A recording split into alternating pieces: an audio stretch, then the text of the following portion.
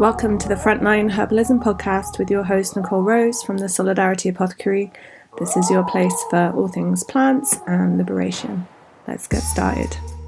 Hello, welcome back to the Frontline Herbalism podcast. Okay, I have a tiny bit of time while my mum is looking after the little ones, so I'm just gonna dive straight into kind of part 2 of the Herbal Care Packages episode. So in the last episode, I talked about the various herbal care packages that I make with the Solidarity Apothecary and the ingredients, like the items that are included in each pack and why, and a little bit about the herbs that are included. And in this episode, I'm going to go into a bit more detail about the kind of logistics and how I make them, and a bit about fundraising and herbal safety.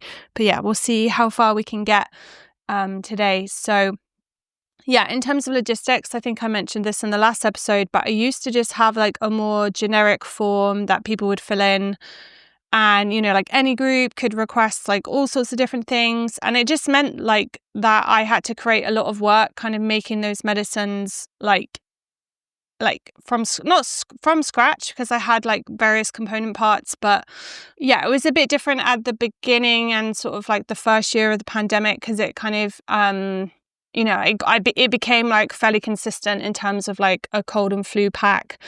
So that was easier when groups requested it and things. But yeah, generally I used to be very flexible. And then I did this herbal solidarity survey online, and I asked, I think 60 people filled it in with their experiences of getting care packages or just following the Solidarity Apothecary online, and their advice on different offerings and stuff. I was so appreciative of everyone who filled it in and gave some really amazing input into the project. But it was kind of clear that people feel that they don't feel deserving of medicine, B, don't know what to request, aren't familiar with specific herbs to request them, and also are themselves dealing with all sorts of information overwhelm. So they also need a simple system.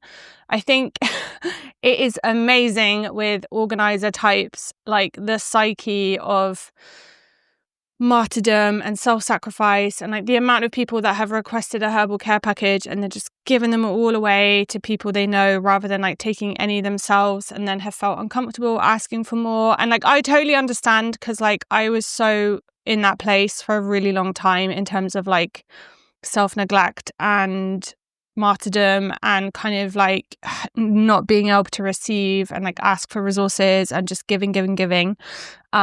So there's so many people that I know would love a care package that don't actually apply for one. And I think, yeah, that's a consistent challenge that I need to overcome. Because, yeah, and I think before the baby, I was much more embedded in different crews, and bouncing up and forth to Bristol and going to demos and going to things and events, and really part of strong networks. And so it was much easier to just be yo, request a package and I'll get it in the post. Whereas now I think people are also a bit hesitant of requesting things from me because of knowing how overwhelming it is, looking after a baby, and I'm doing it on my own at the moment. That's a really long story, which I will share when it's appropriate. But anyway, yeah, people struggle to request. So there is a level of I don't want to say marketing, but there's a level of needing to have relationships where people feel safe and able to request a package. And how I've made that as streamlined as possible is through these online forms, which if you click on the link in the show notes, you can be taken to it.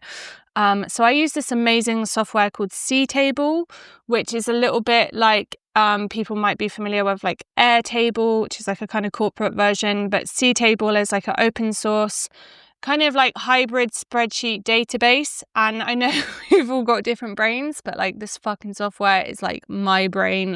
I love it to death. So it's kind of a massive spreadsheet, but you can have all different kinds of field types, and you can color code things, and you can create forms which aren't I do use Google now and again, but that aren't Google Forms. So people feel a bit safer sharing that information. And then, yeah, I can just get a little notification. I can just log in and I can see all of that essential information, and it just saves that back and forth of kind of getting the getting the details. So for example, this anti-repression pack form. So I have different forms for the different packs because they will contain different things. So, I'll ask how many people and how many packs. I'll ask if there's anything people need to avoid. I'll ask specifically about alcohol. I'll ask if anyone's pregnant. So like the majority of these medicines are like, I would use them in pregnancy, but everyone is different. And especially in early pregnancy, I'm like very, very, very, very cautious, as is most herbalists and health practitioners. So like I wouldn't give someone rose, for example, like especially if they had a history of like pregnancy loss, because it can help bring on menstruation. And likewise when you're pregnant, like people are very sensitive to flavors and tastes and like don't take alcohol. So it needs to be in glycerin, but it needs to be like teeny tiny amounts. And so anyway, I prefer to do something more bespoke if someone is pregnant. I'll ask about medications because again, most of the packs I've chosen like very safe herbs, which are, in pretty low doses. But for example, if someone was on like hardcore antipsychotics, I would be very cautious about giving them like skullcap tea. I would feel fine about giving them like a chamomile glycerite or something, for example. But yeah, I think it is worth just kind of like being aware. And yeah, like I wouldn't include any like St. John's wort or anything like that, like in my internal blends, like in a care package because of safety. I'll ask for the name and postal address for sending medicines. You won't believe how many people request things and then don't put contact details or like an address for sending things. So that's quite important. I'll just put it all in one form. Like if a crew are public online and they want me to like amplify their work, then I'll put that in there, just saying like, do you want me to share about your case? Like, is there any solidarity you're calling for? Like, please include any links. And I'm really bad at remembering to do this, but then I do like to try and do like a post on Instagram or something about, I sent this care package to this crew, you can support them here, blah blah blah blah blah. And then any other comments, like I'm fucking hopeless at managing my inbox at the moment with Lee, which is why I have this wonderful assistant called Chantel who I pay 2 hours a week to just help manage the support at Solidarity Apothecary inbox. And I forward emails to her that things she can help with. And like I just find like a form just like keeps all that information like centralized. Like I'm happy to communicate over things like Signal with people or, encrypted emails and stuff. But like, it's so easy for me to just be in my herb shed, look at my C table, like see what requests are in, like write the addresses down, this package. And I actually pay my mum £15 an hour to go take everything to the post office for me and do the final packaging. Like I'll put everything in piles and I'll write little cards. And I also now I have these amazing stamps that I bought from ABC Belarus Anarchist Black Cross in their auction for like they were fundraising for all their amazing prisoner support work, and they were selling these 2 like vintage stamps from like some of the first like anarchist Black Cross groups like in Ukraine and Anarchist Red Cross. So I like stamp the back of my rose card with the stamp. Just as like that little bit of like magical like solidarity from our fucking ancestors like resisting. So anyway, I'll do that stuff and write the cards and make sure the packs have got the right ingredients, and then I'll just put a post-it note on it, and my mum, bless her, will package it up because she like welcomes the financial support with that. So yeah, and then she'll take it to the post office and do all the customs forms and shit like that. So yeah, it like my long-term goal is like I'd really love to just have like a dispensary assistant who can like help do all these care packages and also like help with blends for people that I'm supporting one-to-one and stuff. Like I'm hoping the PTSD course makes enough money this September so that I can implement that. Anyway, so that's my system. It's like getting it all on this C table. It's free to sign up to C table. I'm happy to share like how I've set up the back end with anyone interested. And I have a different form for the different packs because like I mentioned, the Site of Resistance pack is like, more different and more bespoke and things. So yeah, that's pretty much how I organize it. And then just really simply, I have like a doc on my phone where I just keep a tiny inventory just of like the Herbal Care Packages things. I'm very fortunate that I have like a fucking workshop building, like herb shed, I call it. So I can store everything in there on like picking shelves, and that just, again, makes it much easier. There's like so many other logistical systems, like things like labels. I use Open Office, so I use like 21 to a page labels with my logo and the name of the blend and instructions and the best before date and the medicine maker, because people do come and help. Like more so now I've had Leap, I will have help from some friends who are anonymous, but I'm really appreciative of them. So yeah, I like to include who's kind of like done the medicine making if it's not me. Yeah, so that's the logistics.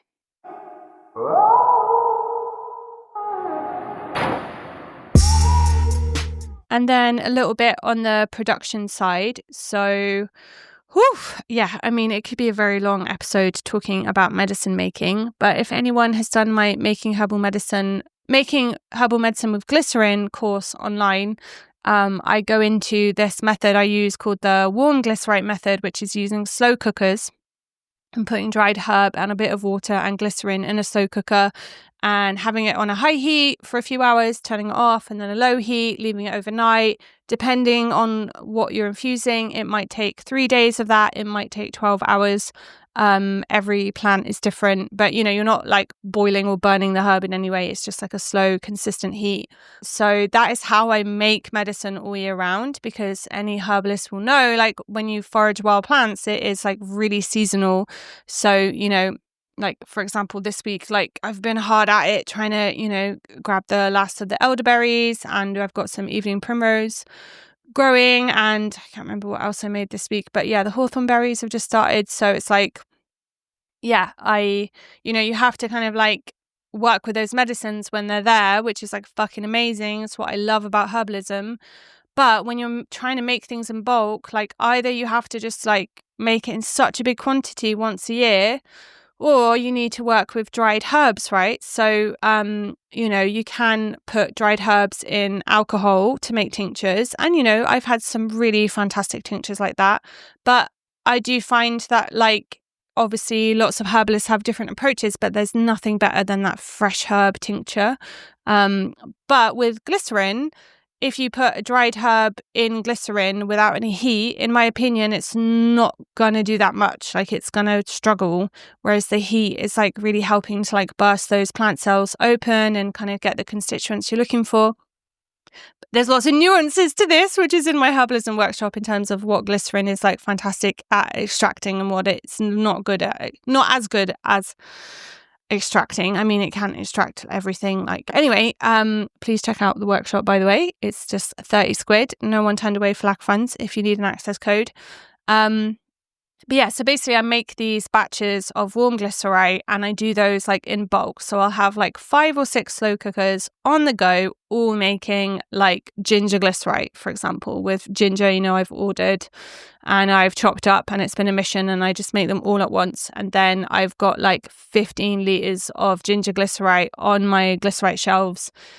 And then I do the same with elderberries, and then the same with thyme, blah, blah, blah, blah, blah. And then I will combine those glycerites in like a 2-litre jug, like at the ratios I want. So for example, the immune tonic is like 1 part echinacea tincture. It's like 5 parts like echinacea, elderberry, thyme, ginger and turmeric. So I'll put, 200 ml of each one in or whatever and stir it. And then I'll decant that into little 125 ml bottles, which I get from a supplier called Ampulla.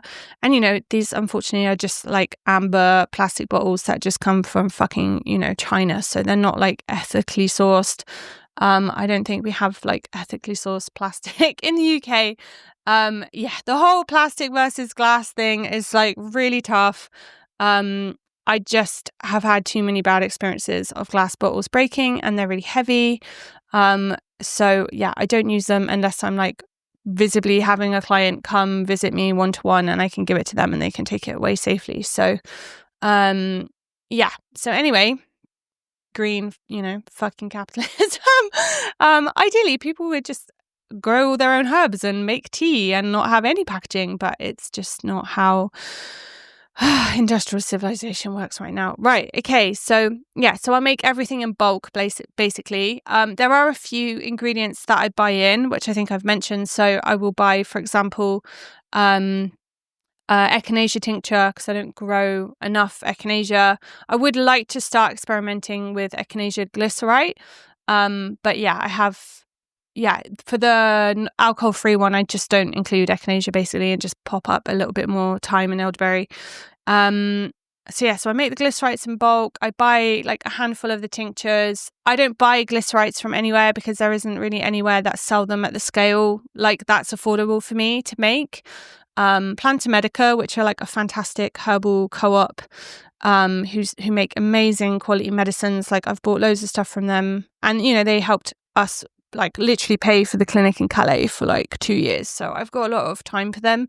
But yeah, they sell glycerites, but they're like, it would just cost me like thousands if I was going to make these care packages with medicine I was buying rather than making.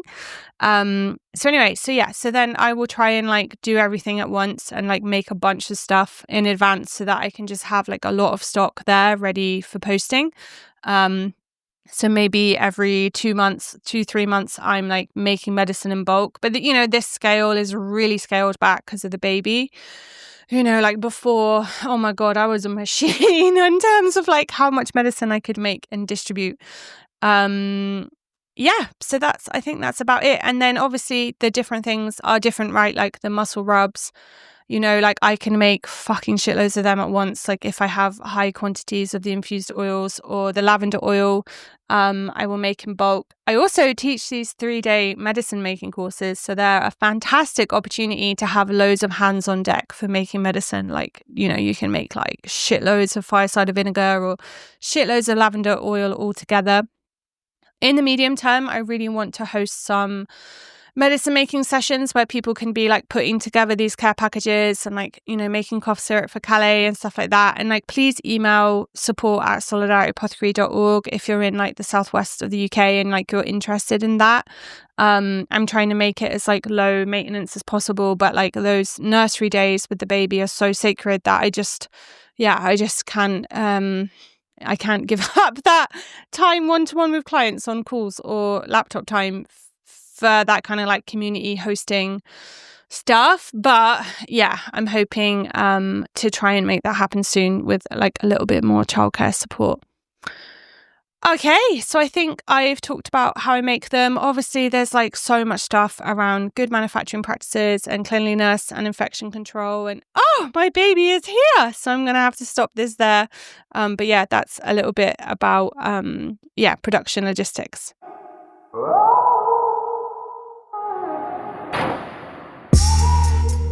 All right, so now I'm going to talk about fundraising, and this is another ridiculous segment recorded in the car park because of the childcare situation. But yeah, I'm just going to dive in. I hope you aren't disturbed by the rain. Okay, so I just wanted to talk about fundraising because I know lots of people will listen to everything I've shared about herbal care packages and then just be like, how the fuck do I afford all of this? Because it sounds really expensive. And I guess it is worth naming that it is expensive. Like glycerin costs money, vodka or, alcohol, grain alcohol, whatever you're making your tinctures in costs money. Those bloody little bottles cost money, like everything does cost money. And so fundraising will have to be something that you integrate into your kind of like project and workload. But before I dive into that, I really just want to say like it is about scale. So like before I even had the Solidarity Apothecary, I was doing this on like such a small scale to just mates, and to comrades that I knew. And I was just giving them like little glass bottles of things and handwritten labels and little instructions. And like it didn't need like safety leaflets or to make like, 2,000 medicines at once. Like it could be small scale. So I just want to say like start where you are. Like if it is a case of like you have some dried herbs from your community garden and you want to distribute them to asylum seekers staying in local hotels, then you could just like package them up in little like envelopes, right, with little elastic bands. Like you can do things like very DIY and very punk. Like I've done that for a really long time. Like the reason I do things in this bigger way is just like because obviously like privilege is like a massive fucking dynamic, But yeah, I'm just really passionate about the Solidarity Apothecary. It's like my full-time thing. Like I want to be doing this work, and everyone's starting at a different place, and my year 7, like 2018 or before, I was making these little herbal care packages. Like it's taken me years to get to this point where I can send things all around the world. I can pay for postage. I can make like hundreds of medicines at once or buy 3,000 bottles at once. It's taken a long time to kind of build this like community platform and like support a base to fundraise for this stuff. So yeah, just start where you are. It doesn't matter like what scale you're at. It might just be like, right, I've got 5 friends in my group doing solidarity stuff. I just want to support them through the winter. I'm just going to make a tiny batch of elderberry glycerine, free recipe on my website, shameless plug. And I'm just going to make that. And I'm just going to keep support my crew. Do you know what I mean? Like you can just, literally just start where you are. Okay, so yeah, it is generally like quite hard to track costs because for me, at least, I am buying like a bunch of bottles at once, or I am buying like a bunch of glycerin at once and then making all sorts of things. But it is, like I track all my expenses on QuickBooks, and like it is important for me to like know my numbers financially because I'm like very like not anal, but like that stuff's like really important to me, and it means I can set kind of goals for my fundraising. And I grew up like on fucking benefits, right? So like I know some people that grow up like that don't have a high value on money, and they're just like, yeah, whatever, and just carry on that survival pattern. And I know other people are like hardcore into savings and like financial management, and there's all this like fear and scarcity. And I feel like I'm probably in that camp of like wanting to control money in and out, and like being really careful with spending, and like trying to set money aside for things, and like having an annual budget rather than like a month to month thing. And that's just how my brain and my nervous system work in terms of like soothing myself. But yeah, if you can, keep a track of your expenses, because it will help you give that like bigger pattern of how much everything is costing. Okay, so in terms of fundraising, like again, this is a whole big podcast interview. But yeah, with the Solidarity Apothecary, I have spent a long time building this bigger support base, and basically like the majority, like 90% of what I do is funded by the Herbalism, PTSD and traumatic stress course. So if you've signed up for that course and you've been able to put a donation in or pay, the full whack or even the resource price, then like a huge fucking thank you, because that course like contribution literally enables all of this other medicine making I do, like stuff for Calais, stuff for people experiencing state violence, getting prisoners herbal books like all over the world. Like we just had 3,000 more printed, and that's all like really down to course sales. You don't have to design like some massive online course. Like I also have this glycerin workshop which I sell, and again that helps cover medicine making costs. Like it's much smaller because I don't kind of like market it as much. But yeah, there is obviously this like embodied cost of building a fucking Instagram platform, building an email list, creating an online course. And I know those like tech skills aren't for everyone. So yeah, that's important to me and my livelihood and the project. But you could maybe do like something smaller scale, like you could do a herb walk at your local community garden and people could contribute, and then that could pay for your first batch of medicine boxes, for example. You can also try and get donations from companies, which can be really difficult, but we've definitely done it with Calais. There are like some grants around that you can apply for. Like I wouldn't depend on them as a strategy. I don't think there's that many with herbal medicine, at least in the UK, that will sustain a project, but you might be able to collaborate with like a community garden or something that has like much more likely access for funds, like food growing, horticulture stuff is quite well funded, I would say. I don't know, maybe I'm talking from years ago when I was in this like community food workers co-op, but yeah, it is an option. But yeah, just fucking, might just be like DIYing, like asking your friends to chip in, or yeah, having like, like a workshop somewhere, or like a benefit gig or whatever. Just, like again, it is another podcast episode, all these grassroots fundraising strategies. But for me, like these digital products are like my financial strategy that sustain the Solidarity Apothecary and all of this work. I also do the occasional like merchandise run that can be very effective. That's what we do for the Mobile Herbal Clinic Calais. Thank you so much to everyone who's bought a Plant No Borders t-shirt, Plants No Borders t-shirt. And then, I also have monthly supporters. So on my website, people can chip in, and like someone will think like, oh, £3, it doesn't make a difference. But like, fuck me, like this regular consistent income makes so much difference, because I know, right, in November, I can afford to do like another mass order for glycerin or bottles. Or, I might very occasionally, like if I'm really running on empty, I might have to say no to someone of like, okay, I can't afford that postage. But like when I promote my PTSD course, I should have a chunk of cash and I can get them to you then, you just have to do what you got to do. But like monthly donations are really, really fantastic. And I really wish with the Calais project we'd started that model much sooner. Like we're kind of lagging behind in terms of building that supporter base to sustain the clinic. Like if, 300 herbalists like all just chucked in a few quid every month, like we wouldn't even have to do any other fucking fundraising. Like it would be amazing. So I know social media is a pain in the ass. I know it's all like evil big tech surveillance, but like you have to have community support networks to sustain this kind of work. Anyway, that's kind of just what I wanted to say about fundraising.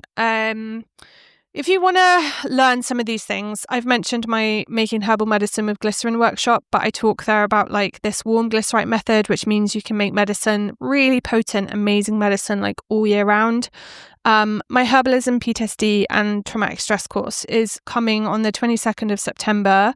And it is fucking awesome for anyone just like beginning their herbal journey. Like there's lessons about herbal safety, about, sustainable harvesting and wildcrafting, about medicine making, as well as like detailed profiles of plants, as well as all of the trauma stuff.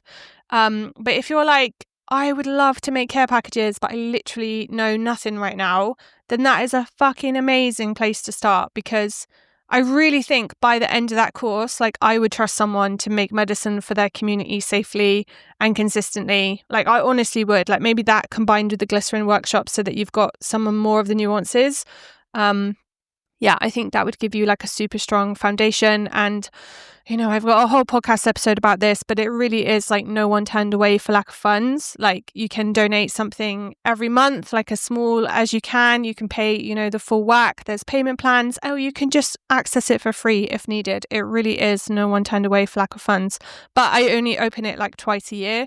And that's so that I don't have to do like this fucking full-time promotion marketing shit. I can get on in the other quarters with doing the fucking things that I want to do, which are like supporting people one-to-one, building group programs like Hawthorne. I'm working on this Frontline Herbalism membership, which is going to have like way more content and mentoring and support for projects. Like watch this fucking space. I'm really excited about it. So anyway, and then my Herbalism and State Violence book also has like a ton of recipes in there from the Calais project. Like everything we make for Calais is in there. I've got stuff about like court support packs, what I've included and why. Like there's like a medicine making instruction, and that's only £6. So may as well go and download that.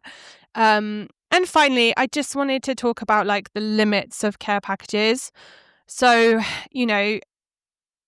like the medicine is in the, the receiving of care, right? Of sending solidarity, of making sure someone doesn't feel alone. Like if someone had sent me a care package through my years of repression, like I would have just fucking loved it. Like I think, we live in such a horrible culture of like intense martyrdom and self-neglect, and like people are just used like fucking cannon fodder, especially at the moment with all of these like, I talk about this more in the repression episode, but the kind of like campaigns that kind of like optimize this like non-violence, quote unquote, civil disobedience, where it's like, let's just all get arrested for doing fucking nothing and go to prison. Like it just really winds me up.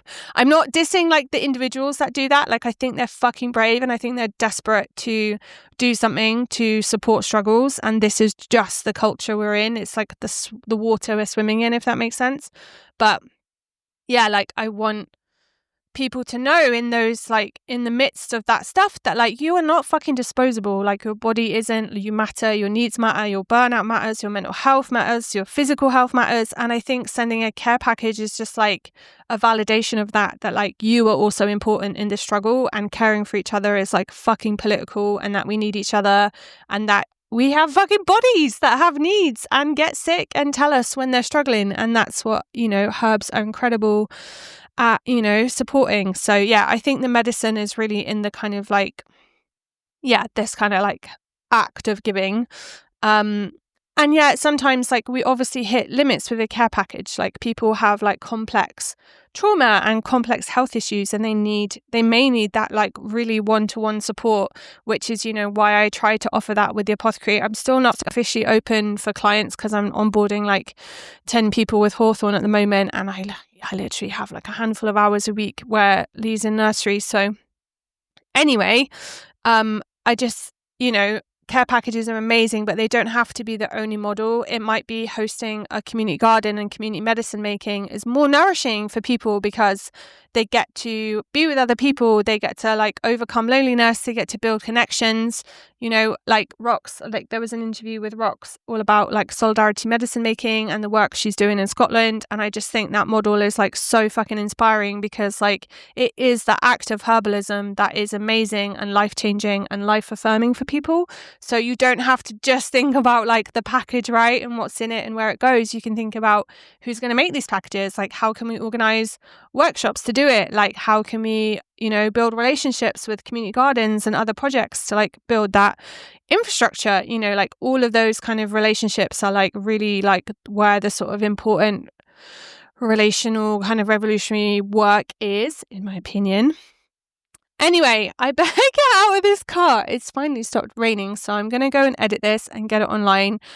Please check out the links in the show notes. Also, it is the International Week of Solidarity with Anarchist Prisoners, so I'll put the link to that in the show notes too. Please fucking write to a prisoner. Please donate to a prisoner support crew. I'm going to be sharing a podcast soon of a episode of an interview me and two comrades did with the Final Straw Radio, an amazing anarchist radio, all about like prisoner support in a kind of long-term context. So check that out soon. Okay, thanks for listening. Bye. Thanks so much for listening to the Frontline Herbalism podcast. You can find the transcript, the links, all the resources from the show at solidarityapothecary.org/podcast.